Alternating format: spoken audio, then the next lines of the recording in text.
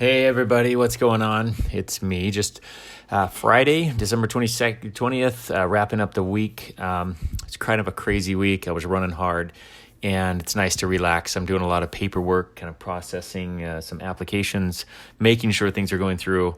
Pending business is very important. Once you've written an application, that's the beginning.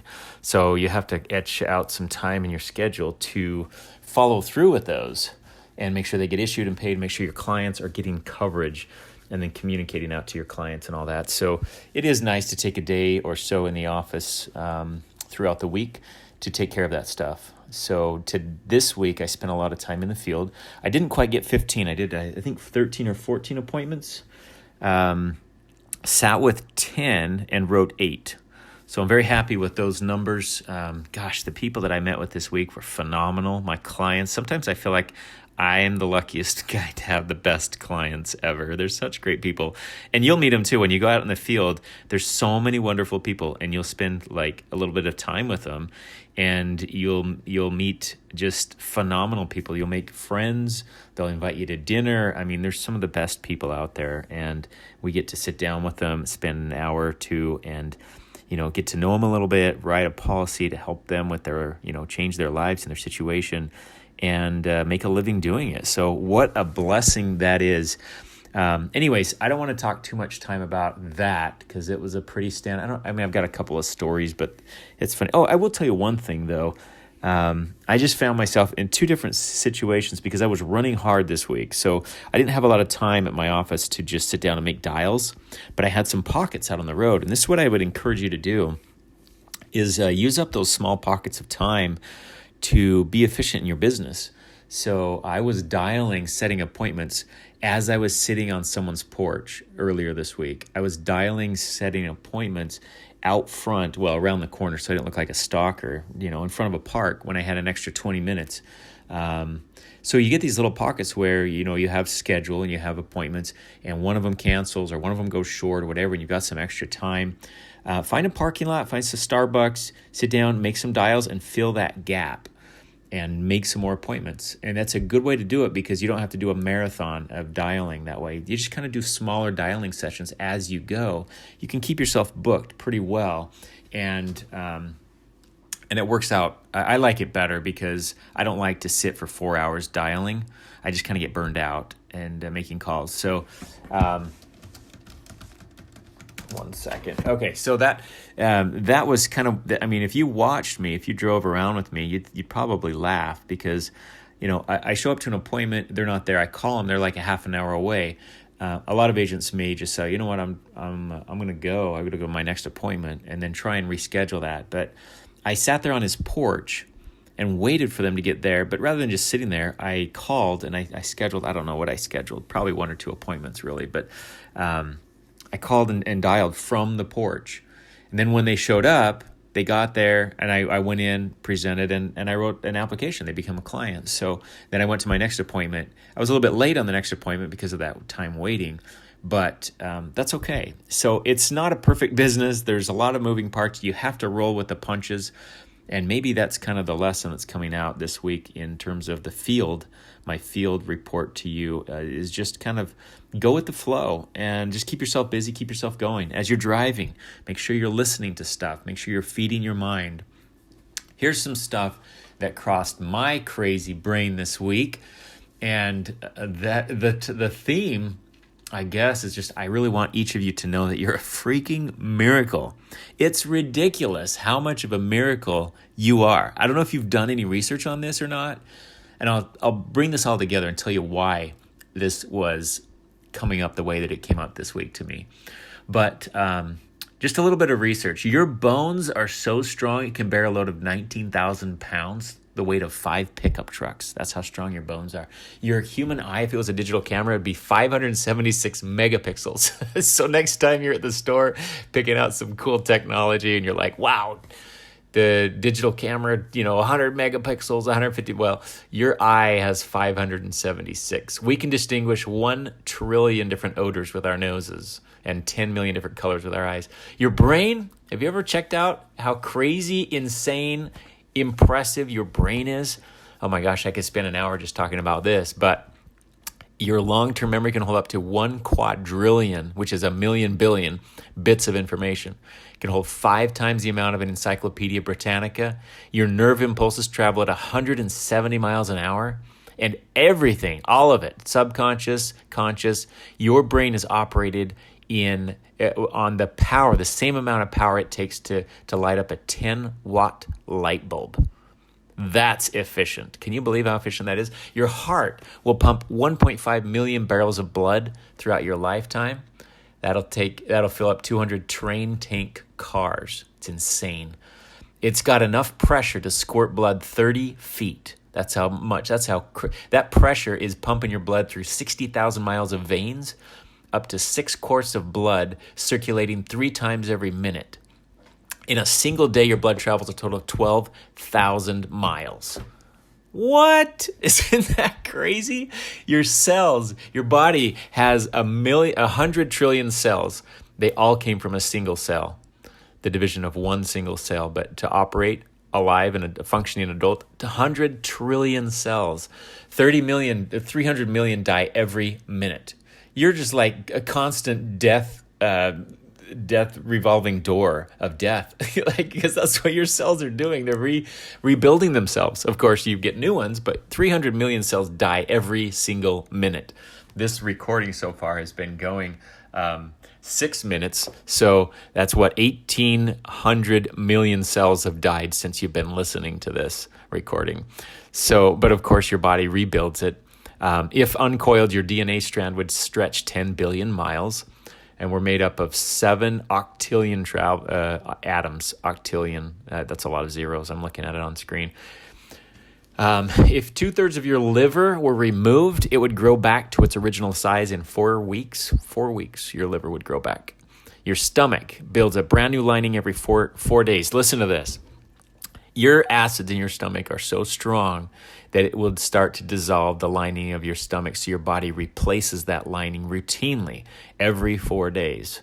Your body just does that on its own. Your lungs have the surface area of a tennis court.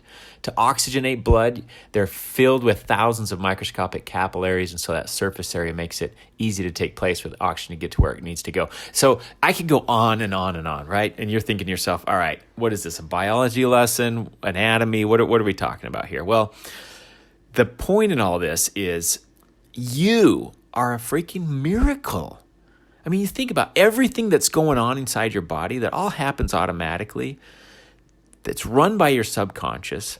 And then you have this conscious mind, which is a small part of your brain that can go in and affect your conscious if you let it. If you have positive thoughts, and those positive thoughts turn into belief systems. If you and let's apply this to the business. If you have a thought, it's like, I don't know if this is going to work or not.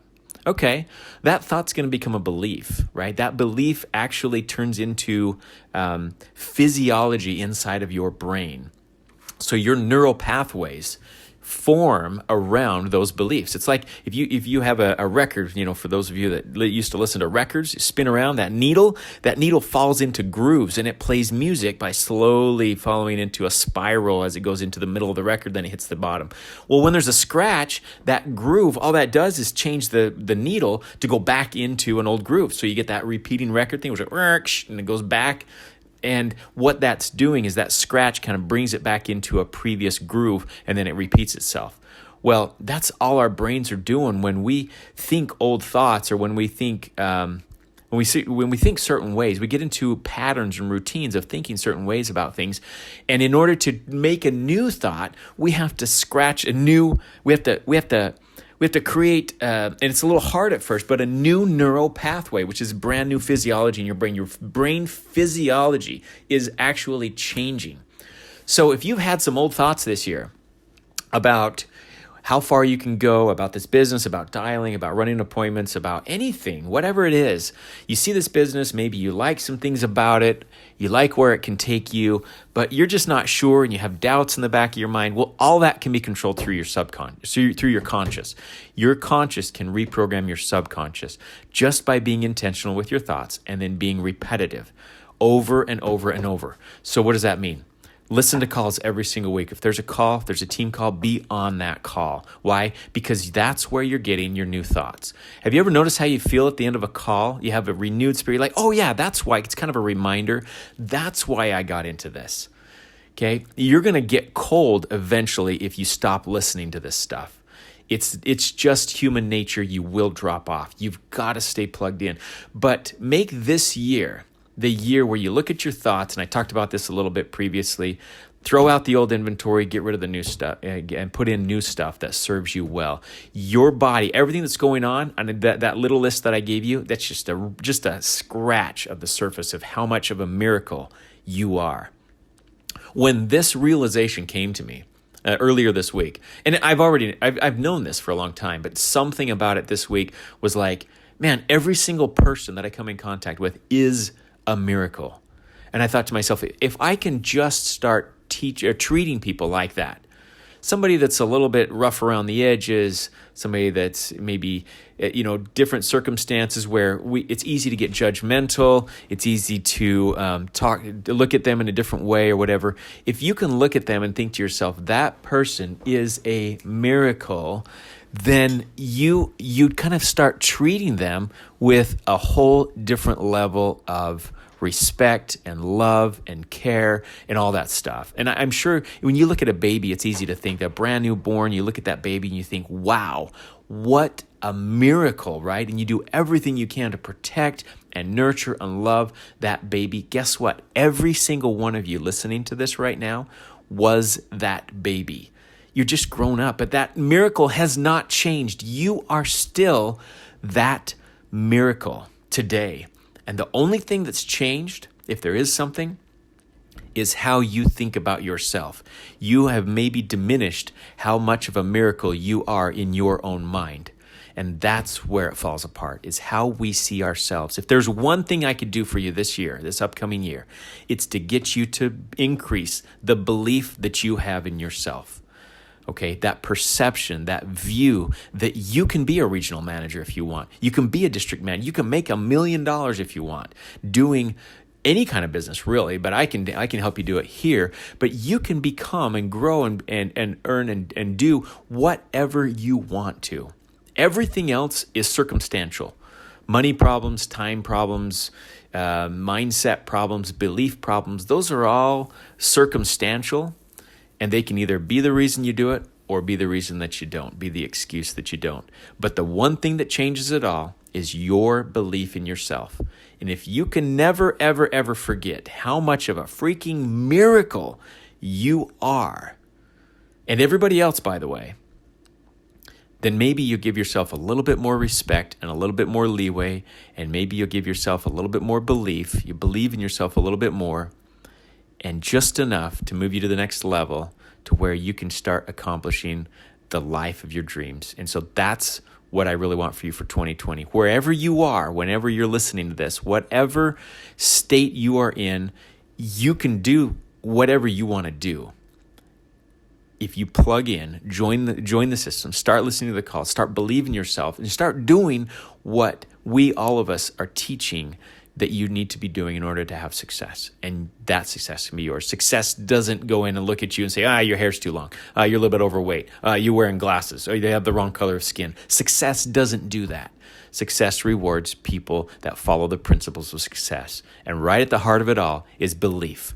So believe you are a freaking miracle and watch the miracle play out in front of your eyes.